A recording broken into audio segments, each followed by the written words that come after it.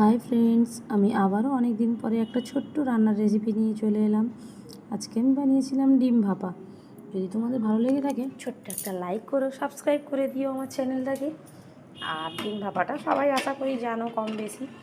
তো দেখো, আমি যেরকমভাবে পারি আমি সেরকমভাবেই করলাম। একদম ইজি প্রসেস, ঘরোয়া পদ্ধতিতে যা কিছু ঘরের জিনিস থাকে তাই দিয়েই করেছি।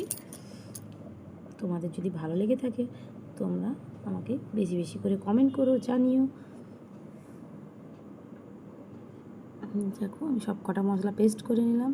পেস্ট দিয়ে একটু টক দই দিলাম, তার সাথে নুন, হলুদ, একটু কাশ্মীরি লঙ্কা গুঁড়ো, একটু চিনি দিয়ে তেল দিয়ে ভালো করে মশলাটাকে মাখিয়ে নিলাম। তারপরে একে একে করে ডিমগুলো দিয়ে দিলাম। ডিমগুলোকে সুন্দর করে সাজিয়ে দিয়ে তেল দিয়ে একটু কাঁচা লঙ্কা দিয়ে বাস বসিয়ে দিলাম কড়ার মধ্যে জল দিয়ে। কিছুক্ষণ পরে একদম আমার রেডি হচ্ছে ডিম ভাপা। দেখো, কালারটাও খুব সুন্দর এসছে। দেখো বন্ধুরা, এরকম দুপুরবেলা গরম গরম ভাতের সাথে যদি ডিম ভাপা থাকে আর কিচ্ছু চাই না। একদম এতেই পুরো ভাতটা কভার হয়ে যাবে। টাটা বন্ধুরা, সবাই ভালো থাকবেন, সুস্থ থাকবেন।